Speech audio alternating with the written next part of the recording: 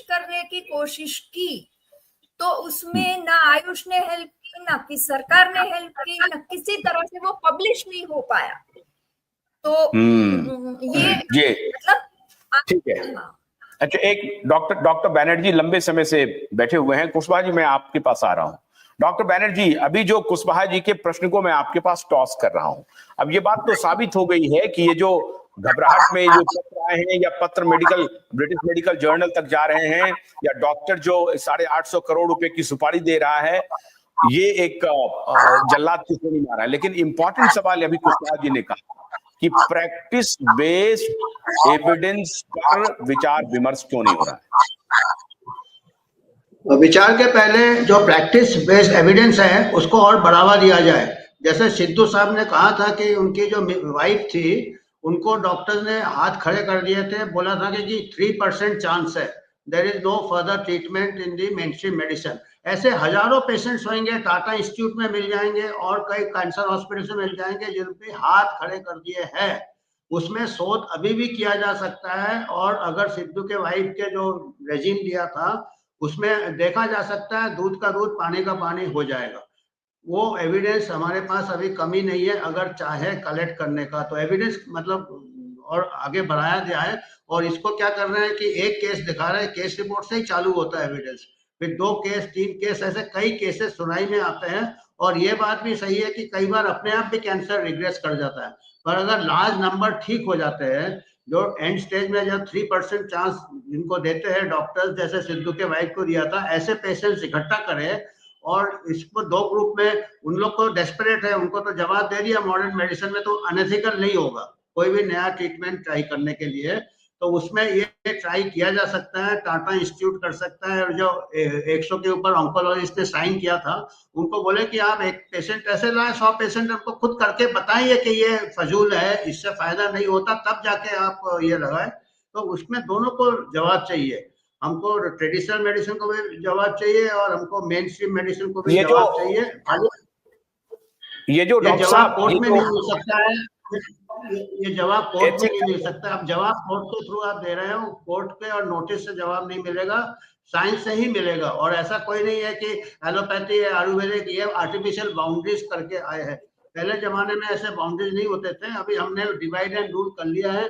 Medicine medicine ही होना चाहिए, जो काम करता है वो मेडिसिन होना चाहिए, होम्योपैथी आयुर्वेदिक एलोपैथी। हम तो ये भी थे कि एलोपैथी होम्योपैथी, जो आयुर्वेद होम्योपैथी वाले को ब्रिज कोर्स करा दो, उनको भी हमारे मेडिसिन ऐसे भी वो प्रैक्टिस करते हैं। डॉक्टर साहब, जो एविडेंस बेस्ड की बात है वो काफी फेल होता रहा है, उसके भी एविडेंस हैं। जैसे अभी भारत सरकार ने 52 दवाओं को प्रतिबंधित किया। ये 52 की 52 दवाएं एविडेंस के आधार पर मार्केट में आई थी। जाहिर होगा उनका एक प्रोटोकॉल होगा, वो दवाई काम कर रहा होगा, तब उन्होंने मार्केट में लाया होगा, या रेगुलेटरी बॉडी को खरीदा होगा, जो कुछ भी रहा होगा। लेकिन वो 52 दवाएं मार्केट में आई और वर्षों तक चली, और वर्षों तक चलने के बाद ये जो प्रैक्टिस बेस्ड एविडेंस जनरेट हुआ और उनको लगा कि ये दवाएं काम नहीं कर रही हैं, उसके बाद उन दवाओं को प्रतिबंधित किया गया। तो कहने का मतलब है कि मॉडर्न मेडिकल साइंस ने जो कुछ भी प्रोटोकॉल सेट किए हैं और उसमें एक शब्द उन्होंने पुट किया एविडेंस बेस्ड, वो फेल होता रहा है और उसके एविडेंस आ गए हैं। तो क्या ऐसी परिस्थिति में मॉडर्न मेडिकल साइंस को अपने अंदर झांक कर देखने की जरूरत है, और बजाय ये जो लड़ाई कर रहे हैं उसकी? डॉक्टर कुशवाहा कुछ बोलना चाह रहे हैं, उसके बाद डॉक्टर बैनर्जी ये सवाल आप ही के लिए है। डॉक्टर कुशवाहा।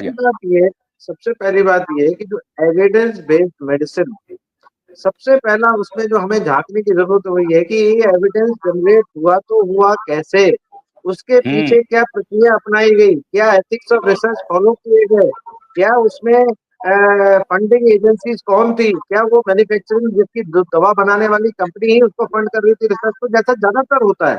तो अगर ऐसा है तो वो एविडेंस नहीं है, वो एविडेंस मैन्युफैक्चर्ड एविडेंस है। इसको हमें ध्यान से देखना पड़ेगा। जहां तक जो एविडेंस जनरेट किया गया है वो कई बार मैन्युफैक्चर्ड हो सकता है, और वो एविडेंस पे लिए क्वालिफाई नहीं करता अपने आप में। तो ये सबसे पहला इशू है कि ये जो एविडेंस जनरेट करे जा रहे हैं उसके पीछे की एथिकल हिस्ट्री क्या है। आपने कोविड में भी देखा कि फौसी साहब ने जो भी चीजें वहां से करते थे उनकी रिसर्च, उनकी एथिक्स को कौन वैलिडेट करता है? उनकी खुद की वाइफ। तो ये एथिकल कैसे हो सकता है? उसको फंड करने वाली एजेंसी रिसर्च को फंड कर रही थी। और ये बताइए, तो ये एविडेंस एविडेंस नहीं रह जाता। इसे हम मैन्युफैक्चर्ड एविडेंस बोलते हैं कि हम सिर्फ मेडिसिन बना ली है, हम उसको पहले ही बोलते कि अच्छा है, अब हम बोलेंगे, अब एविडेंस रेट्रोस्पेक्टिवली हम एविडेंस ढूंढ के अब दिखा देंगे, हम स्टैटिस्टिकल टेस्ट लगा के दिखा देंगे। दुर्भाग्य की एक बात तरफ हमने डॉक्टर बता दिया। हाँ, डॉक्टर, दुर्भाग्य की बात यह है कि आपने जो अभी इशारा किया कि भाई एथिक्स को डिफाइन कौन कर रहा है।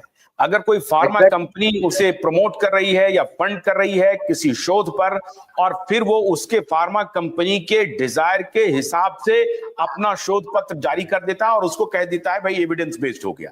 और जिसको अभी आपने बहुत ही शानदार एग्जांपल दिया कि एंथनी फॉची सारे कॉल ले रहे थे और उनके सारे कॉल को एथिकल अनाउंसमेंट कौन कर रहा था? एंथनी फॉची की पत्नी कर रही थी, एथिकल कमिटी की चेयरमैन थी वो। और ये बात देश के और दुनिया के बड़े बड़े डॉक्टर, बड़े बड़े बुद्धिजीवी, उनको ना तो दिखाई पड़ रहा है, ना सुनाई पड़ रहा है, ना वो देखना चाहते हैं। हैरानी की बात यह है, हमारे देश में भी एक से एक बुद्धिजीवी हैं जो अपने आप को बुद्धि का बटलोही कह रहे हैं, बुद्धि का ऐसा लग रहा है कि खजाना कह रहे हैं, लेकिन उनकी ये बुद्धि मती मारी जा रही है कि डायरेक्ट कॉन्फ्लिक्ट ऑफ इंटरेस्ट दिखाई दे रहा है। पति पत्नी मिल करके पूरा खेल रच रहे हैं और उसको भी लोग समझने को तैयार नहीं है। तो ये जो आपका एथिकल वाला है, पहले उसी पर डिस्कशन हो जाए कि ये एथिकल नॉर्म्स कैसे है एविडेंस बेस्ड मेडिसिन का, उसी पर ये सवाल खड़ा होना चाहिए। कोवैक्सीन का एग्जांपल आपको याद होगा, कोवैक्सीन का एग्जांपल आपको याद होगा। भारत बायोटेक बनाया था, उसके जो पेपर निकल के बाहर आया था, उसमें आपके जो उनके सीईओ वगैरह थे वो उसके ऑथर थे। आप ये बताइए कि कोई भी अगर रिसर्च हो रही है जिसमें कि फंडर भी वही है, रिसर्चर भी वही है, और जो है उसका एविडेंस भी वही जनरेट कर रहा है, और आप ज्यादातर ट्रायल्स के, वैक्सीन के ट्रायल्स के रिजल्ट्स क्यों नहीं पब्लिश किए गए, क्यों नहीं पब्लिक किए गए? आप ये आप खुद ही देख सकते हैं कि ज्यादातर ट्रायल्स के जो है वो पूरे के पूरे रिजल्ट्स बाहर पब्लिक डोमेन में क्यों नहीं रखे गए? और आपने सबको एक चीज से कवर कर दिया, इमरजेंसी यूज ऑथराइजेशन से। तो ये सारी समस्याएं हैं जो हमें रिसर्च में देखनी पड़ेगी कि आखिर ये रिसर्च कितनी क्लीन है। Research is not clean, that's what we need to do. Doctor Banerjee, अब आप बताइए, ये भी लोगों को समझ में नहीं आ रही है कि खुद ही सीईओ हैं कंपनी के, खुद ही रिसर्चर हैं, खुद ही ट्रायल प्रोड्यूस कर रहे हैं, खुद ही पेपर प्रोड्यूस कर रहे हैं, खुद ही कंपनी की दवा मार्केट में छोड़ रहे हैं। ये कोई अनएथिकल, ये अनएथिकल नहीं है बुद्धिजीवियों के लिए। मैंने इस पे लैंसेट इन्फेक्शियस डिजीज में ये पेपर छपा था। मैंने ये लैंसेट इन्फेक्शियस डिजीज